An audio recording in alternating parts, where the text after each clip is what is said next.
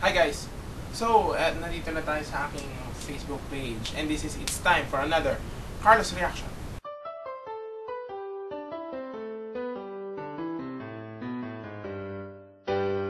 So, it's Carlos Reaction time at ang topic natin for today is school. Yes, school.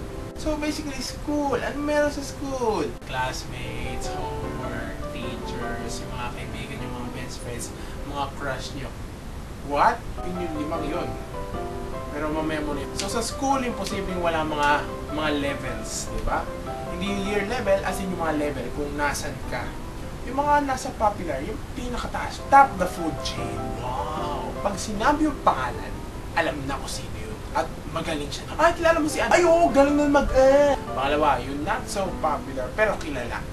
So, pag sinabi yung pangalan, ay, kilala ko yan. Ano ngayon? O parang ganun lang reaction. So baba nun, mga normal. So basically normal, yung mga naglalakad lang na tao dun sa school na nakikita nyo na hindi nyo makilala na parang yun normal lang. Hindi weirdo, hindi gago. Ganon. Baba na tayo sa normal. Nasa weirdo na tayo. I myself, okay, naamin ko na. I myself, I am truly weirdo. Dahil tamo, nakikipag-usap ako sa camera ko. So talagang, yes, okay lang. I'm proud to be a weirdo. That makes me different from all of you guys. Kasi grabe kayo eh. Kung ganyan ang lifestyle ko, hindi ako sanay. Pero okay lang. Pero mga laki na po na weirdo ako. At I enjoy doing my hobby. Pero siguro hindi naman weirdo. Siguro dito ako. Ito yung normal. Ito yung normal. Ito yung weirdo. Hindi ako sa gitna. In the rest of my friends, siguro na dun din.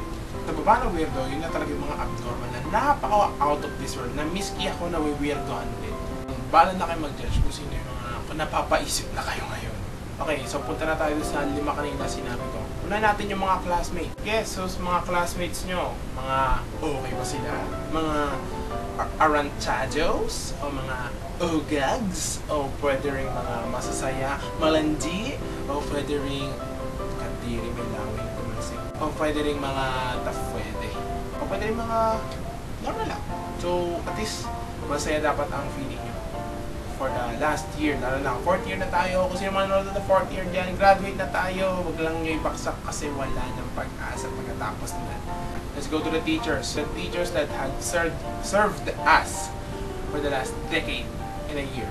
So yung mga teachers noon, yung mga past teachers nyo, biskin ng grade 1, pasalamatan nyo sila ng pinasa pa kayo.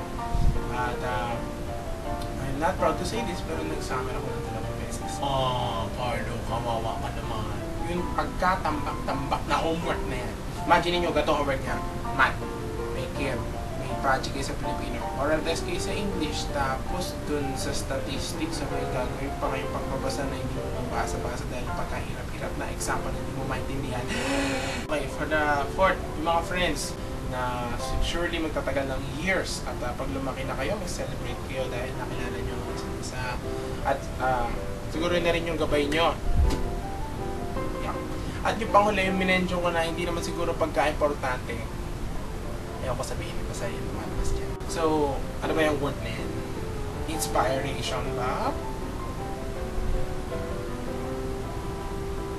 Ganon? Ganon ba itsura nyo? O pwede rin... Pero yun nga, yung word na yan. Yeah, so hindi naman importante yan eh. Ang gagawin ko dyan? Wala naman ako yun eh. Asamaan nyo makatingin. Dahil 4th year na kami, awaited na namin ang mga last activities namin dyan sa SJA. At sa mga nanonood nga pala ng taga St. Joseph na nagsuporta, nag-like, thank you very much. At I hope na natatawa na kayo ngayon. This is Carlos Reaction, school and topic, at sana may mga naintindihan tayo, mga life lessons dito. Wait lang, pinaalala pala ako. Education, ika nga, is the key to success. At ang school ay secondary home natin. So, ibig sabihin, pag bumagyo, lumindol, nasira yung bahay nyo, pwede kayo lumipat sa school. Sana na-enjoy nyo yung vid. I thank you guys for watching.